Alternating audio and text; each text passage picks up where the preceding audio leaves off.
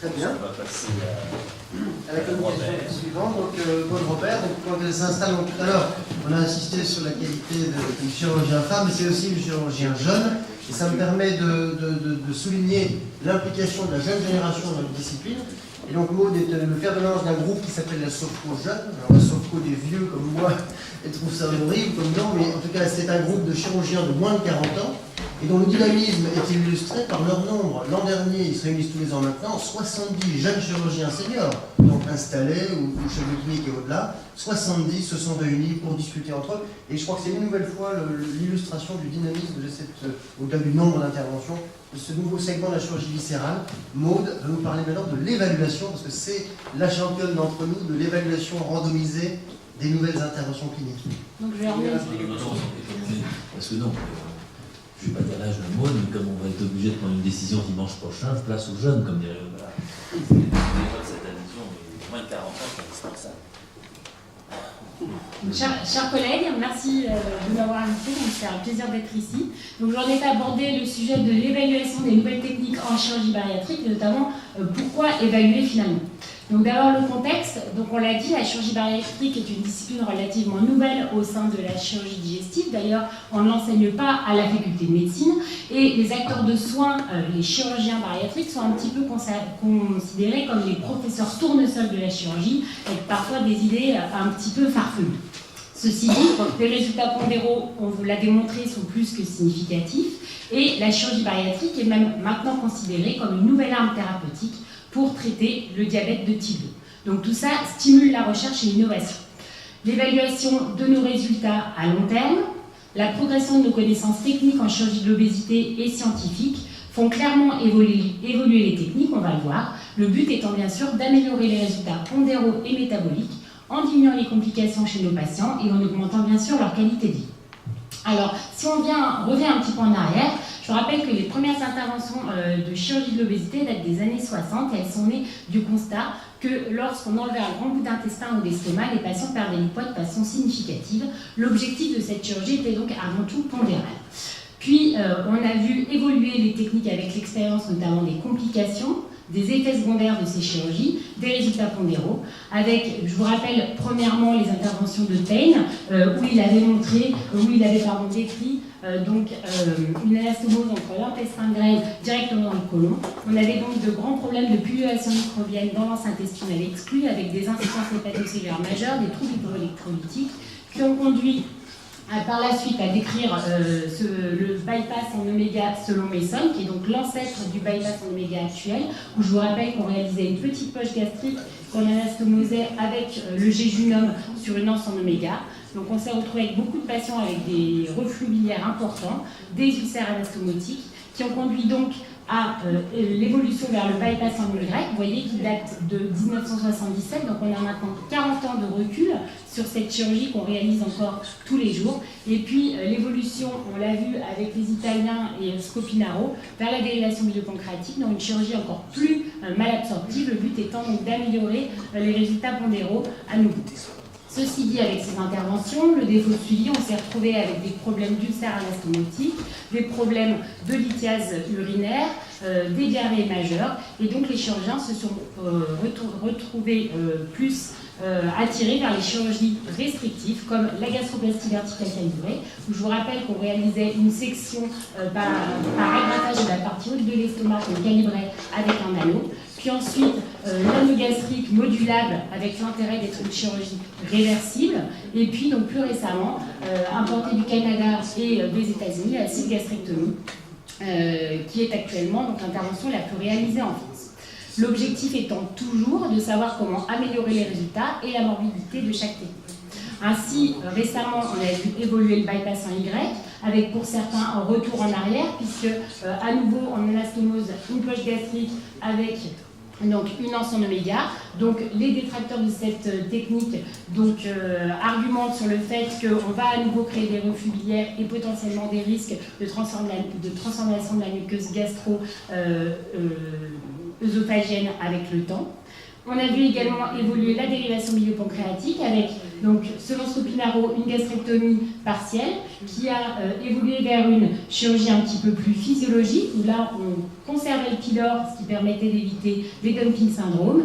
Une chirurgie restrictive aussi avec la cible. Et donc, plus récemment, David Leca en a parlé, le SABIC, qui correspond donc à une dérivation avec une anse en oméga, où donc on passe d'une anse en Y à une anse en une seule anastomie.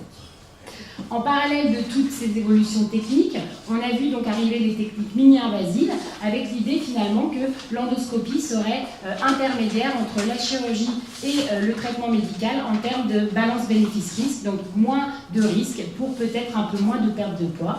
Et on a donc vu se développer l'endobarrière avec un PHRC donc, mené par François Patou, qui a montré aussi les limites de ces nouvelles techniques et aussi l'intérêt de les évaluer, puisque David Leca l'a dit, donc le dispositif a dû, le PHRC a dû être arrêté pour fait d'abcès hépatiques trop nombreux, donc on a dû suspendre le dispositif. L'idée de ce dispositif était donc de mimer les effets du bypass gastrique en utilisant un liner en synthétique qui voulait couvrir la muqueuse duodénale.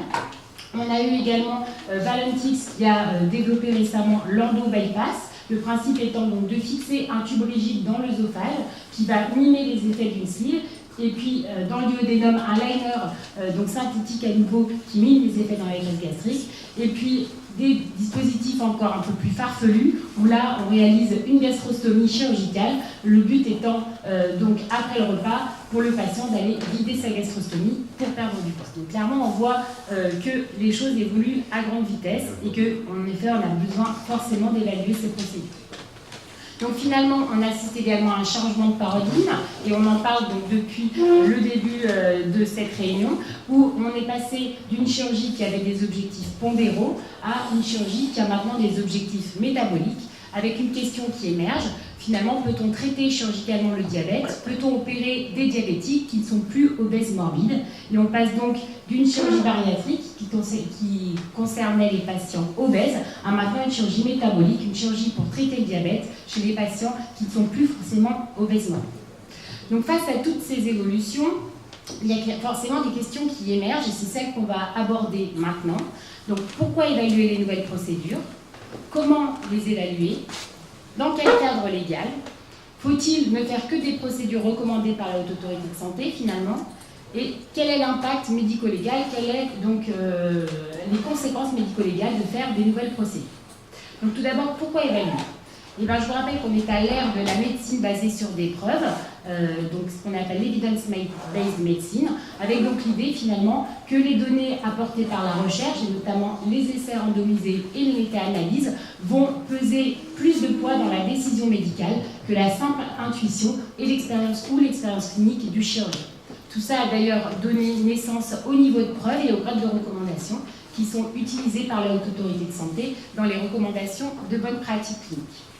Le deuxième argument pour évaluer, c'est que l'évaluation des résultats et de la sécurité doit se faire sur le long terme, avec des études donc, de haut niveau de preuve pour limiter les biais. Vous savez, nombreux des études de cohorte et des études rétrospectives. Et clairement, avec l'évaluation de ces résultats sur le long terme, on voit l'évolution des pratiques, notamment en chirurgie bariatrique, avec donc, la diapositive qu'a montré tout à l'heure David Leca, les anneaux gastriques qui sont donc en nette diminution depuis le début des années 2000, face notamment à des résultats qui sont un petit peu décevants, et puis la cystectomie qui est actuellement la première procédure réalisée en France. Mais attention, encore une fois, quand on évalue les résultats à long terme, là on vient d'avoir une publication récente dans Obesity Surgery 2017, vous voyez les résultats à 5 ans de la cystectomie, on retrouve un taux de reflux gastro-œsophagien de près de 35%, et donc ça peut nous laisser penser que peut-être que dans quelques années, la cystectomie ne sera pas aussi populaire qu'à l'heure actuelle, donc clairement évaluée. Enfin, le troisième argument pour évaluer, notre code de déontologie nous a appris le respect du patient et de l'éthique médicale, et clairement, je pense qu'il faut informer le patient qui a droit à un consentement éclairé, notamment quand vous faites des techniques pas validées. Et enfin, par analogie avec les médicaments, donc clairement, on a besoin d'essais cliniques de phase 1, 2, 3 avant qu'ils aient l'autorisation de mise sur le marché ou la commercialisation, on peut se dire que, en effet, pour une technique chirurgicale, pourquoi pas non plus faire des essais, bien que l'enjeu financier de faire une nouvelle technique chirurgicale ne soit pas le même, bien sûr, que celui de mettre sur le marché un nouveau médicament. Donc maintenant, comment évaluer ? Donc, je rappelle que pour les hospitalo-universitaires, le ministère fait des appels d'offres tous les ans, notamment pour évaluer les technologies de santé. Et nous, ce qui nous concerne quand on veut évaluer des nouvelles techniques chirurgicales, c'est les PHRC, donc les projets hospitaliers de recherche clinique, ou les projets de recherche médico-économique. Donc les PHRC, ça se fait à plusieurs échelles, soit au niveau national, soit au niveau interrégional. Par contre, clairement, si vous voulez évaluer une technique, ce que l'État et le ministère va privilégier, ce sont les essais randomisés à grande échelle. Si vous voulez par contre évaluer par exemple un nouveau device, comme par exemple l'endobarrière, là on va plutôt se tourner vers les projets de recherche médico-économique, qui sont donc les anciens STIC pour soutien aux techniques innovantes et coûteuses. Et là, clairement, vous allez pouvoir évaluer du matériel nouveau. Alors, ces projets hospitaliers de recherche clinique, vous voyez quand même qu'ils font l'objet de dépenses importantes, puisque l'État donne 42 millions d'euros par an pour développer ces projets de recherche. Mais bien sûr, il y a des limites. Tout d'abord, il y a des priorités thématiques avec des facteurs politiques intercurrents et ces fonctions souvent des plans nationaux. D'ailleurs, en 2013, il y a eu bon nombre de PHRC de chirurgie bariatrique qui ont été acceptés, puisque c'était dans le cadre du plan national obésité. Les équipes coordinatrices, donc celles qui vont monter le PHRC, il faut qu'elles soient reconnues avec une expérience préalable et donc ça limite le champ d'action pour les équipes nouvelles. La qualité des expertises est souvent jugée variable. Le taux de financement de ces PHRC nationaux, vous voyez, finalement, il n'est pas si important que ça. C'est 21,4% des projets qui sont sélectionnés et financés et seulement un quart aboutissent à une publication.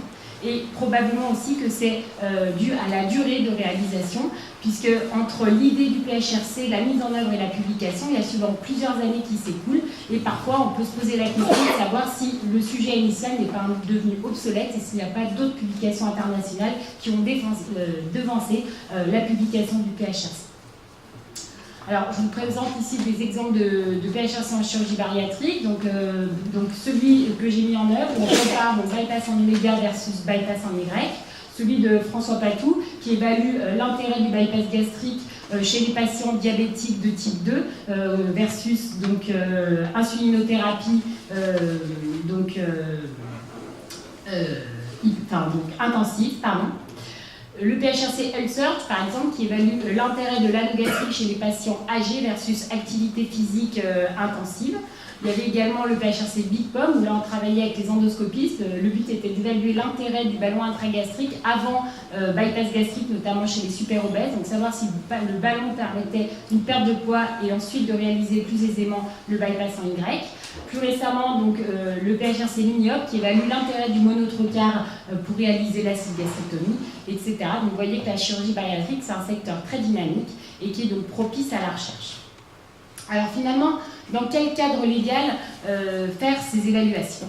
Donc je vous rappelle que jusqu'à fin 2016, on était régi par la loi Hurier qui avait qualifié les recherches en 3 types, recherche biomédicale, soins courants, et puis recherche en interventionnel, recherche sur données. Et finalement, seules les recherches biomédicales et soins courants nécessitaient l'obtention d'un CPP, donc l'avis du comité de protection des personnes. Ça veut dire, par exemple, recherche en interventionnel, réaliser des gastroscanners volumétriques à toutes les 6 gastrectomies ou les bypass gastriques, c'était de la recherche en interventionnel, donc pas forcément besoin de CPP. Maintenant, les choses se complexifient un petit peu, puisque depuis décembre 2016, on est maintenant régi par la loi Jardet, qui là carrément a modifié la qualification des études. Et vous voyez qu'il y a toujours les recherches interventionnelles, en fonction donc sur médicaments, hors médicaments de haut grade ou risque minime.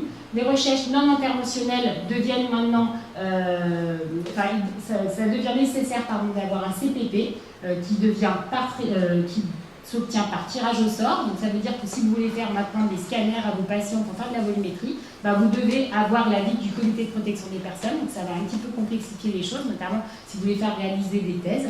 Et on voit que les recherches sur données, par contre, ne sont encore pas soumises à ce CPP. Alors, vous allez me dire, en dehors des PHRC, pour les hospitalo-universitaires, quand on fait de la recherche sur données, qu'est-ce qui se passe, qu'est-ce qu'on doit faire ? Donc, par exemple, c'est l'étude des dossiers médicaux, vous voulez prendre votre série rétrospective, voir ce qui se passe, les échantillons biologiques, vous voulez traiter le manque d'images, des bases médico-administratives, donc là, il n'y a pas d'accès direct à la personne. Je prends l'exemple d'une base de données Excel prospective. Qu'est-ce qui est nécessaire? Clairement, il va falloir faire une déclaration au Comité national informatique et liberté parce que vous utilisez des données personnelles, donc il faut absolument le déclarer. Il faut que le patient soit informé, il n'y a pas forcément besoin d'un consentement écrit, par contre il a un droit d'opposition orale. Clairement, il faut également enregistrer votre base de données dans clinicaltrial.gouv, ça ne prend pas beaucoup de temps, ça prend à peu près une demi-heure, et sinon vous aurez des difficultés même maintenant à publier.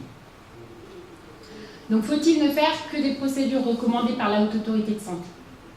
Alors, je rappelle que la Haute Autorité de Santé a émis en 2009, donc a actualisé les recommandations de bonne pratique. Et comme l'a dit David, 4 techniques sont maintenant recommandées par la Haute Autorité de Santé et validées. L'anogastrique, l'acide gastrectomie, le bypass gastrique avec en sang Y et la dérivation myopancréatique avec switch duodénal. Les objectifs finalement de ces recommandations, c'est d'améliorer l'efficacité à long terme de la chirurgie et de réduire également ses complications. C'est également de réduire la gravité des complications par leur détection et leur prise en charge précoce. Donc clairement, ça nous concerne tous. Alors, quel est le rôle de la Haute Autorité de Santé? Là, je rappelle que c'est une autorité publique indépendante qui contribue à la régulation du système de santé par la qualité. Elle a un rôle important puisqu'elle évalue d'un point de vue médical et économique les produits, actes, prestations et technologies de santé en vue de leur admission au remboursement. Donc, ça veut dire en pratique que si vous faites une chirurgie qui n'est pas recommandée par la Haute Autorité de Santé, elle ne devrait pas être admissible au remboursement. C'est un peu ça que ça veut dire. Et la HAS, elle élabore également des recommandations sur les stratégies de prise en charge. Elle certifie des établissements, des accrédités praticiens afin d'évaluer et d'améliorer la qualité de soins et la sécurité des patients. Alors, la méthodologie de ces recommandations de bonne pratique émises par la Haute Autorité de Santé, on l'a vu, elle est basée sur l'evidence-based medicine. Et c'est souvent un groupe de travail d'experts qui analyse la littérature selon donc, les différents niveaux de preuve. C'est de 1 à 5. 1, c'est les méta-analyses essais randomisés. 5, c'est donc les séries de cas, donc pas beaucoup de niveaux de preuve. Et ces niveaux de preuve permettent d'établir des grades de recommandation avec très recommandé grade 1, peu recommandé grade 3. Finalement, quelles sont les limites de cette Haute Autorité de Santé? Elle se limite bien sûr à la connaissance des experts. Et surtout, elle recommande, mais elle n'interdit pas. Et donc, le chirurgien et les praticiens restent libres, finalement, quelque part, de réaliser ce qu'ils veulent, puisqu'on interdit. Alors, quel est l'impact médico-légal? Quelles sont les conséquences médico-légales de faire des procédures non validées, non recommandées? Eh bien, selon les experts, jusqu'à présent, le demandeur, donc le patient qui avait une complication, il se focalisait sur la complication, mais il ne se focalisait pas sur l'indication, donc il ne s'intéressait pas de savoir si la technique était validée ou non. Et les experts étaient souvent des médecins non bariatriques, finalement peu experts, et donc ça se limitait là. Maintenant, il semble que les choses soient en cours d'évolution, et les avocats et médecins conseils vont discuter les indications, clairement. Ils vont regarder si la chirurgie qu'on a faite, elle est recommandée ou pas. Donc finalement, le rôle de l'expert dans tout ça, il va essayer de défendre le chirurgien en disant que le chirurgien a fait une technique qui est très souvent réalisée dans la pratique courante, etc. Mais se pose toujours la question de l'information complète du patient. Est-ce que finalement vous avez tenu à informer votre patient que la technique que vous lui avez faite n'est pas recommandée? Donc en conclusion, évaluer une nouvelle procédure, ça semble primordial. Le but étant d'améliorer les résultats en diminuant les complications et bien sûr en augmentant la qualité de vie de nos patients. Faut-il ne faire que des procédures validées? Là, je mettrai un petit bémol, pas forcément. Mais par contre, si vous évaluez une procédure, il faut le faire dans un véritable cadre légal. Et c'est assez simple de déclarer votre base de données à la CNIL et donc de rentrer vos données dans les déclarants dans clinicaltrial.gouv. Surtout face à l'augmentation des conséquences médico-légales à l'heure actuelle. Je vous remercie.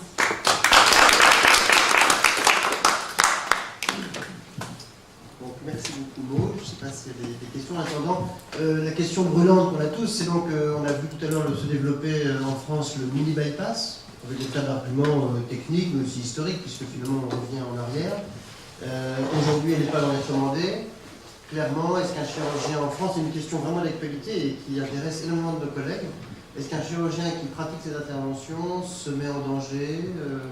Si on admet le principe que sur le plan médical, c'est relativement acceptable, en tout cas avec les précautions qu'on a rappelées. Est-ce qu'il se met en danger sur le plan médico-légal? Je vois que Hubert va apporter sa réponse. J'ai posé la question donc, à une série d'experts qui disent que c'est quand même, les choses ont évolué maintenant, puisque donc, cette technique a fait l'objet d'un PHRC, dont on n'a pas encore les résultats, que c'est quand même 50% a priori, d'après notre président de la SOFCO, 50% des bypass réalisés en France, donc il y en a beaucoup. Donc je ne suis pas sûre que quand on fait du bypass en oméga, on se met en danger sur le plan médico-légal.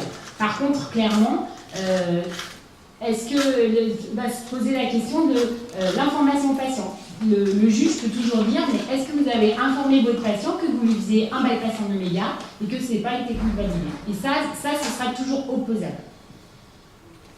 Oui, pour apporter l'information, dans le cadre de la fédération, nous avons analysé les 358 réclamations en chirurgie bariatrique en France entre 2010 et 2015. Et parmi ces dossiers, il y a un certain nombre de dossiers, soit de bypass en oméga, soit également de plicature, avec pour certains des décès, enfin bon, on va dire les dossiers lourds.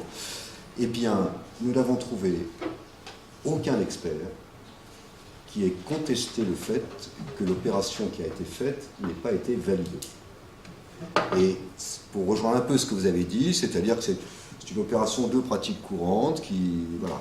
Alors, est-ce que ça évoluera dans un sens ou dans un autre? Je n'en sais rien, mais c'est clair qu'il n'y a donc pas une seule observation. L'expert a pointé cet élément-là.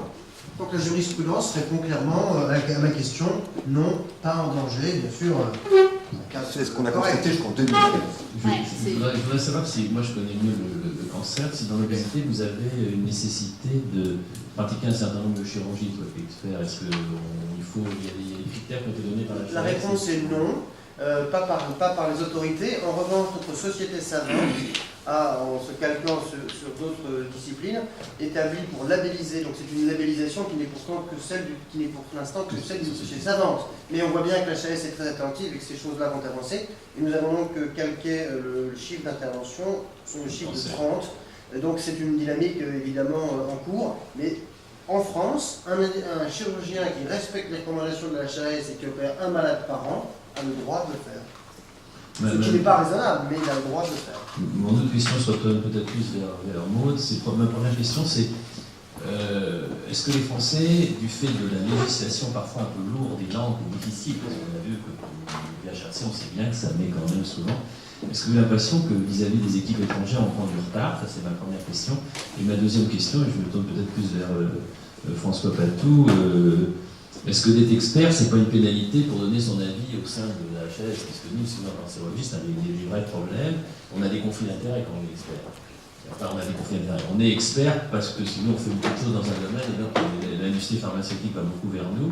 Est-ce que vous avez senti au niveau dans les expertises, notamment dans les recommandations pour la chirurgie bariatrique, les experts qui ont été retenus, c'est pas toujours ceux qui ont la plus d'expérience, voilà, la réflexion. Donc il y a vraiment deux problèmes qui me semblent importants en France. C'est la longueur parfois d'obtenir quelque chose pour la recherche, et je sais que je me tourne peut-être vers vous, parce qu'on a moins besoin en recherche animale, mais souvent c'est très dur d'obtenir même les crédits. On perd beaucoup de temps sur qu'on demande, quand on est éditeur pour avoir de l'argent, c'est quelqu'un. Donc ça, c'est un des premiers problèmes, je trouve, par rapport à l'étranger, dans tout ce que j'entends ici. Et la deuxième chose, c'est ce problème d'experts et de conflit d'intérêts. Vous avez un peu un point de vue clair? Je ne suis pas sûre que dans les autres pays, ce soit moins lourd. Hein. On prenne les États-Unis ou les pays du Nord, je ne suis pas vraiment sûre que ce soit moins lourd. Quand il s'agit d'obtenir des budgets, là où c'est probablement moins lourd et là où ça va très vite, c'est en Asie. Hein, il y a énormément d'essais randomisés qui sortent comme ça. On a l'impression qu'ils viennent de les pondre en un an. Mais ce n'est pas la même discipline et aussi, surtout, ce n'est pas la même qualité. Quand vous lisez les études asiatiques, c'est souvent quand même pas la même qualité que des études européennes ou américaines. Donc je ne pense pas que ça doive décourager, puisque comme on en discutait avec François, même si c'est un peu le parcours du combattant, quand vous avez une série de 300 malades randomisés, vous allez les suivre pendant 10 ans, c'est mineur, vous allez pouvoir faire plein de choses, plein de publications. Donc je ne suis pas sûre que ce soit vraiment un obstacle. C'est sûr que la lenteur administrative, on a toujours l'impression que ça nous pénalise énormément, mais je ne crois pas que ça doit décourager. Je suis assez d'accord avec bon, bien sûr, c'est quand même lourd, évidemment, mais ça, on le sait tous quand on se lance dans cette dynamique de la recherche clinique. J'ai toujours la métaphore, elle vaut ce qu'elle vaut, mais c'est comme au tennis, la balle, elle est quand même un petit peu plus d'un côté, mais globalement, elle est la moitié du temps des deux côtés. Et beaucoup de cliniciens se plaignent beaucoup, mais finalement, souvent, ils retiennent aussi les dossiers de leur côté. Donc, je crois qu'il faut pas mollir et il faut continuer à se battre, parce que il n'y a pas d'autre route que celle-là. Parce qu'on peut prendre l'exemple de pays où c'est plus facile, notamment pour les devices, c'est l'Amérique du Sud. Tous les devices dans le domaine, mais je pense que c'est pareil d'ailleurs, se sont développés au Chili ou en Amérique du Sud. Mais bon, c'est quand même pas les exemples qu'on a envie de suivre. On voit bien que c'est pas fait très formel. Et par exemple, Endobarrière, l'exemple qui s'est fracassé 10 ans après 10 ans d'efforts, des dizaines de millions d'euros investis, s'est fracassé alors que finalement, dans les essais initiaux, on a pu récupérer après, les abcès hépatiques étaient déjà visibles au Chili. Et donc quelque part, voilà, je crois que c'est dur, mais voilà, c'est dur, mais c'est comme ça, et je pense qu'il faut qu'on continue de se battre. Pour les conflits d'intérêts, je pense que notre discipline est encore un petit peu en retrait parce que finalement il y a peu de conflits d'intérêts puisqu'il n'y a pas d'entreprises médicamenteuses, ce sont surtout eux qui sont les grands pourvoyeurs de vrais conflits d'intérêts puissants. Donc là, bon, il a utilisé cette pince ou cette autre pince. Donc globalement, on n'est pas encore trop gêné par ça. Mais ça viendra probablement. Mais moins de médicaments égale quand même moins de conflits d'intérêts puissants, susceptibles d'influer des choses comme compris les décisions de l'HAS. Lobel, urologue, là, je voulais vous dire à propos des recommandations, parce que je voyais là que vous montriez des recommandations qui dataient de 2009. Alors quand on sait, pour avoir participé aux recommandations, comment elles se font, elles ont commencé en 2007, sur des données qui étaient de patients entre probablement 2000 et 2005, pour les plus récentes. Ce qui fait que vous êtes basé actuellement, pour une chirurgie qui est en pleine évolution, sur des recommandations qui sont vraiment anciennes. Alors, il me semble que c'est des sociétés comme les nôtres qui devraient pouvoir demander, que dans les chirurgies évolutives, les recommandations soient plus fraîches, parce qu'on peut en faire les réévaluer.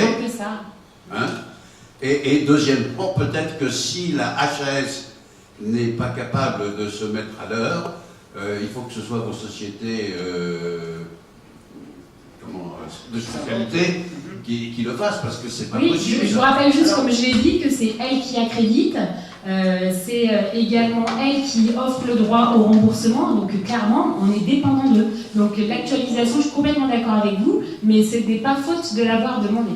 Mais oui, donc je suis d'accord. Néanmoins, toujours quand même le bémol, le principe de réalité, c'est que la HAS, bon, c'est vrai que c'est un petit peu long, mais clairement, les preuves de rang A sont quand même peu nombreuses. Le New England et le Lancet ne sont envoyés par la chirurgie bariatrique que depuis peu de temps. Et donc, clairement, en 2009, je pense que le temps était bien, ça a été correctement fait. Il faut savoir qu'elles n'ont rien inventé par rapport aux recommandations de l'NIH qui datent de 1995. Et c'est vrai dans tous les pays du monde. Donc, finalement, on est très en retard. Il se trouve que cette année, et vous en avez vu pas mal d'exemples, les preuves se sont accumulées, notamment dans le diabète, pour justifier le re-questionnement. Et donc c'est tout l'intérêt d'une réunion comme celle d'aujourd'hui, et le nom que porte l'Académie, de porter cette question, parce que la HAS doit être saisie, pas par les individus, mais par des sociétés savantes, et une société comme une assemblée comme la vôtre peut le faire. Clairement, je pense que cette année 2017 est l'année où nous devons ressolliciter la HAS. Jacques Belkis, dans cette salle, il est très impliqué aujourd'hui dans cette salle il y a un an, était aussi tout à fait favorable à ça. Donc l'Académie pourrait être le porteur d'un re-questionnement sur un sujet. Il n'y a pas 50 sujets sur lesquels les preuves de rang A sont accumulées, le diabète en est une, certainement, revoir les indications, et dans la foulée, certainement reposer la question des techniques et peut-être de cette nouvelle approche. Oui, étant donné ma spécialité, on peut considérer que c'est très curieux que je prenne la parole, mais je voulais parler du problème des experts, surtout dans des questions très spécialisées comme les vôtres, ou d'autres d'ailleurs, dans le cas de la médecine. Actuellement, on se trouve devant souvent des experts, et c'est défavorable pour les spécialistes.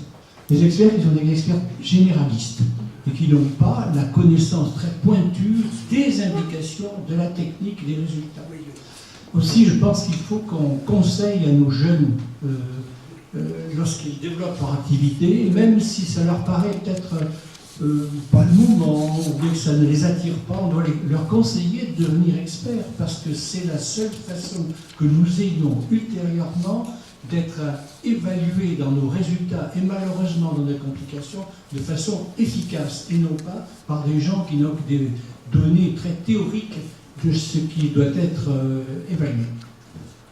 Je suis bien d'accord, c'est ce que j'ai un petit peu dit. Il y a un correctif à ça, c'est le travail de chirurgien conseil, qui vient pondérer l'avis de l'expert, en soutenant le confrère mis en cause. Ça, c'est très important. Je crois qu'on mélange deux types d'experts. Je me permets d'être le modérateur. Il y a les experts qui sont demandés par l'HAS, qui n'ont rien à voir avec le juridique. Ah non, d'accord. Je parle des experts juridiques, par exemple.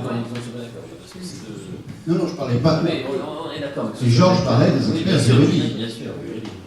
Et la HAS, on peut ajouter que c'est une structure très lourde qui évolue très lentement. Oui, mais bon. Je ne répondrai pas. Non, mais sans les défendre, objectivement, l'Angleterre et l'Allemagne, deux pays de même poids démographique que le nôtre, avec des prévalences de l'obésité supérieures à la nôtre, ont 8 000 pour l'une, 10 000 opérations l'année dernière pour l'autre. Donc ça veut dire qu'on est dans un environnement quand même très favorable en France. On peut se plaindre, oui, mais il est très favorable. Donc voilà, je pense qu'il faut aussi que de notre côté, on se structure et qu'on questionne au bon moment avec les bons arguments. Il n'y a pas que des articles de niveau de preuve A, il y a aussi le fait que les praticiens se mobilisent plus ou moins. Il y a la chirurgie viscérale est particulièrement notée pour ne pas se mobiliser. Enfin, quand on voit, moi je participe régulièrement à des réunions à la CNAM sur la hiérarchisation, l'introduction de nouveaux actes dans la nomenclature, ou à la HS un peu moins, mais je crois qu'il y a aussi une part de responsabilité des intervenants eux-mêmes qui vont aller pousser les dossiers devant l'évolution de leurs pratiques pour valoriser ou valider l'évolution des pratiques. Et c'est tout un travail qui prend du temps, qui est quand même fastidieux, mais que j'ai l'impression que nos collègues font mieux que nous dans notre spécialité. Enfin, moi je le vois, je vois défiler les médecins thermalistes, je vois défiler les neurologues, et je ne vois... Le président de la commission de la nomenclature est actuellement un ancien chirurgien viscéral. Il me dit « Ah, ça serait bien que vous veniez une fois. » Mais on viendra. Pourquoi ? Parce que la chirurgie digestive est fragmentée, alors que la chirurgie orthopédique, la chirurgie urologique, la chirurgie vasculaire sont extrêmement structurées.